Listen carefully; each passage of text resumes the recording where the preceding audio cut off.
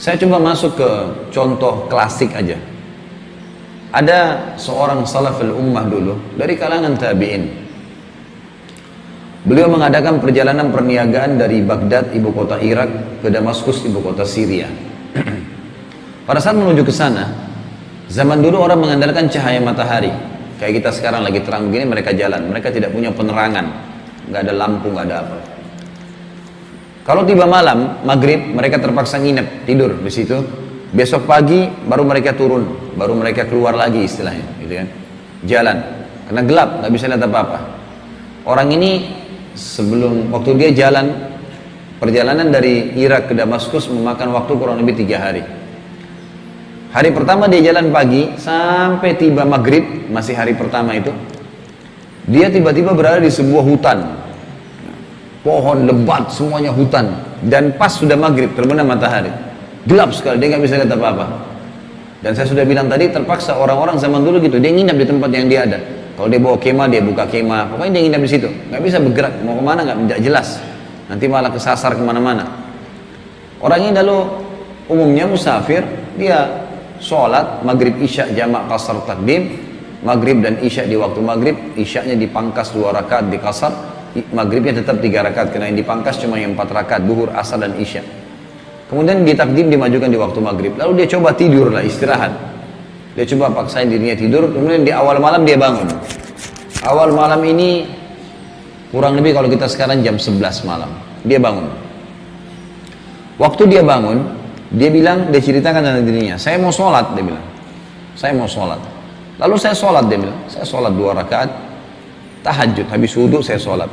Begitu saya ingin berdiri ke rakaat yang selanjutnya, ini 2 rakaat sudah selesai, mau sholat tahajud yang setelahnya, dia bilang tiba-tiba di depan saya di tengah hutan yang sangat gelap, ada harimau yang meraung dan mengambil gaya seperti akan menyerang saya.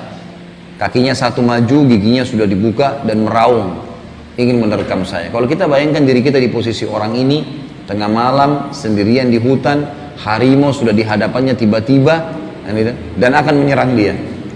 Apa yang akan kita lakukan? Orang ini bilang, saya berkata pada diri saya, kalau saya lari tetap harimau ini akan dapat saya. Matanya lebih terang, malam hari bisa melihat, lebih terang daripada manusia. Kekuatannya lebih besar, dia lebih menguasai lokasi. Maka saya nggak bisa lari, dia bilang. Tiba-tiba dia bilang, muncul pengetahuan dan tauhid saya kepada Allah. Lalu saya bilang kepada harimau tersebut, wahai harimau. Dia bicara dengan harimau, dia cerita tentang dirinya, dan ulama angkat ini dalam bab akidah, dalam masalah akidah. Dia mengatakan, wahai harimau, kalau seandainya Allah yang telah menciptakan kamu dan saya serta segala sesuatunya mengutusmu untuk memakanku, aku tidak akan melawan, karena aku tahu itu sudah takdirku. Tapi kalau seandainya kau datang untuk mengganggu ibadahku dengannya, aku akan minta kepadanya untuk menghancurkanmu. Dia bilang, terjadi keajaiban, harimau itu setelah mendengar perkataan saya menundukkan pandangan matanya, yang tadinya ganas tiba-tiba menjadi redup, dan tiba-tiba dia menundukkan kepalanya dan pergi meninggalkan saya. Gak jadi dimangsa oleh harimau. Apa yang kita ambil pelajaran dari ini kira-kira? Harimau pun yang buas adalah makhluknya Allah. Semua ini makhluknya Allah. Semua yang di langit, yang di bumi, semua kelihatan, tidak kelihatan, la ilaha illallah, la ilaha illallah,